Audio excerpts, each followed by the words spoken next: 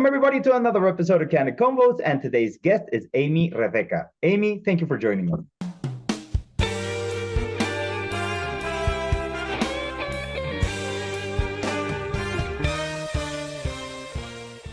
Introduce yourself a little bit. Tell our audience who you are and what you do.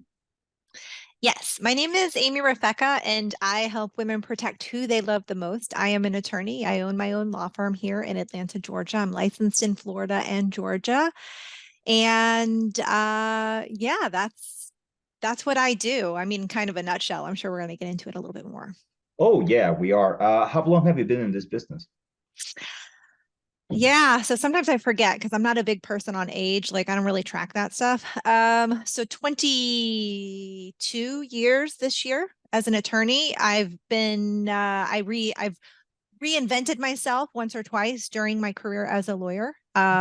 So I've been practicing exclusively estate planning for the last 13 years.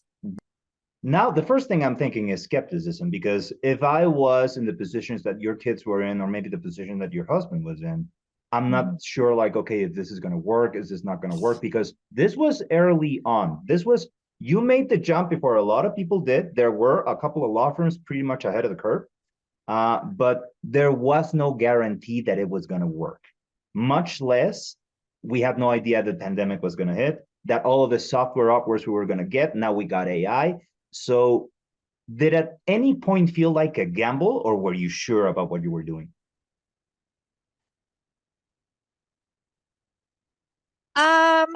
I think I was like, okay, so there's two ways. I'm a very visual person, so I kind of visualize it. I always wanted to be virtual because I never felt the need for this retail space.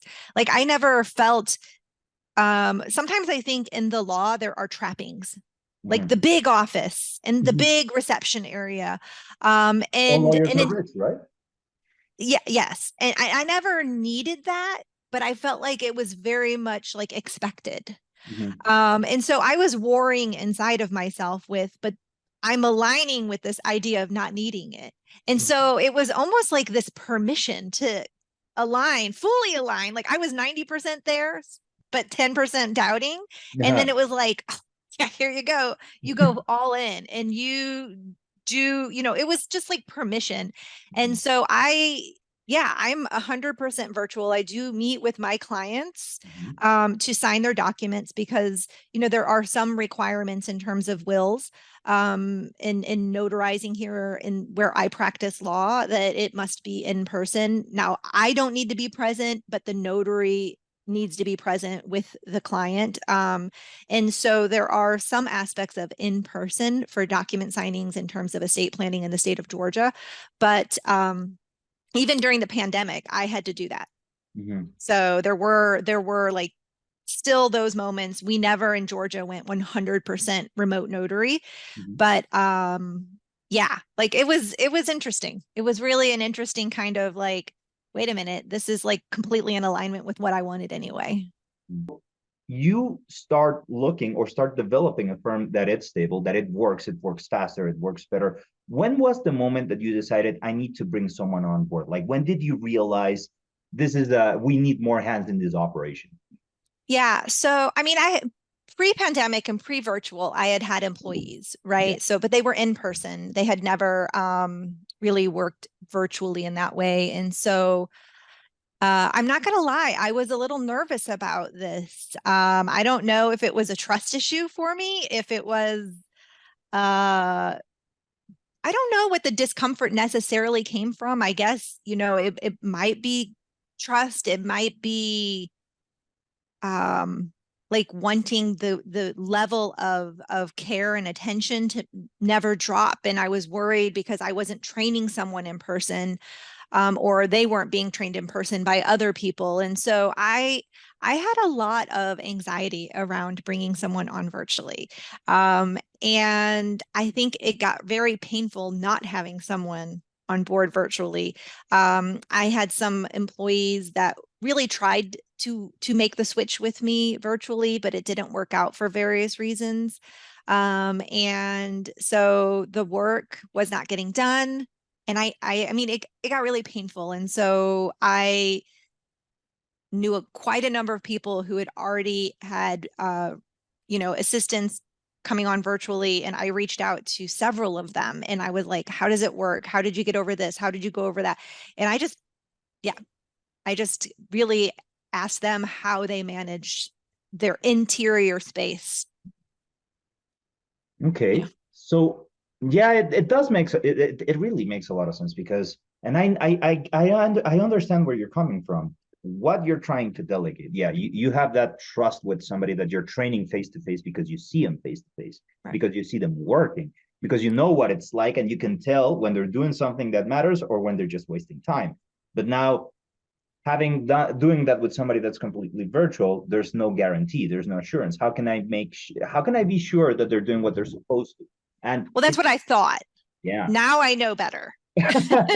Right now I know better in that when you have it clearly laid out, you know when things aren't getting done and you can check when things aren't getting done, or like, it kind of goes back to, I can make this virtual thing work because I worked on some of the foundations. Mm-hmm. And I don't think that that's necessarily a requirement to bring someone on. For example, the first when I brought mine on, she helped me like figure out sometimes what worked and what didn't. And like we would work together to figure out, was this process working for us or not? And then once we would say, I would say, okay, no, let's do this, this, and this, she would actually fix the procedure. Right. And so sometimes, you actually create the procedures or tweak the procedures along the way. But for me, it was one of those things where until, I had to leap and have faith that it would work. And for me, I couldn't blame the VA if I didn't do my job to set them up for success. So I'm wondering, how did you start that person off? Like, how did your virtual assistant, what different type of tasks? How did you start? She jumped into the deep end for me, Joe. I was like, I need you on my phones now. And I had from the beginning of my law firm, I had written out how to answer my phone scripts. So I had already that in place from day one of my law firm. Right. So it was really easy for me to jump on a virtual environment with my VA and role play. And I role played with her. And I role played and made sure that she was answering the phone in the way in which I wanted her to answer the phone. And that, if she encountered a question, how should she respond? So I had all of that in place from when I had a receptionist in the office next to me or in my lobby. And so that was in place. So I really, and she thrived when she jumped into the pool. So I was very grateful that she thrived in that environment. And one of the things that has always been very nervous to me for any employee who has ever worked for me is the idea that a non-attorney cannot give legal advice. That's been always the scariest thing for me whenever I hire anyone, right? Even for paralegals, like there is a fine line between what a non-attorney and an attorney can say. And so I was very worried about ensuring that whomever was on the phones made sure that they didn't, cross that line. And so probably those two things, scripting out everything and then ensuring that one tenant is always met. Like, if you don't know, it's okay to say, I don't know, and then let me know what you need to know from me. But yeah, I think that was it. I know we're coming up on our time now, but I just wanted to know that, like, what I heard from you is you got to have a leap of faith. Like, if you've never done this, you got to have a leap of faith, and you've got to try. And if it doesn't work for you, it doesn't work for you. But I think you would be very surprised. I want to thank you for coming up on today's podcast, for showing up today. And I want to segue into our closing with just one final thought, which is so that we can tell and share with everybody. Can you please let people know where they can find you and what you can do for them?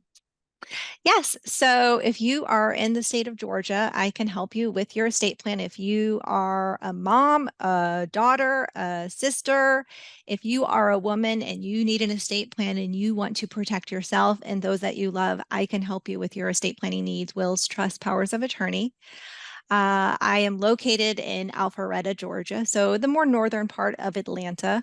And that's kind of a big deal here in Atlanta because sometimes people from the south part of Atlanta, it's kind of hard to come all the way up here to the north part of Atlanta, but I can help you because I'm virtual. And so you could also find me on all sorts of social media. I have a YouTube channel, Atlanta Wills and Trusts. I have a Facebook page, Atlanta Wills and Trusts. I have Instagram. Same thing. If you just look for Atlanta Wills and Trust Law Group out there, I will pop up. You could also look for my social media or LinkedIn. You can find me on LinkedIn at Amy Refeca or at Atlanta Wills and Trusts. And so, yeah, also, you want to give my office a call at 770-508-6525, then you will get a chance to speak with my lovely VA.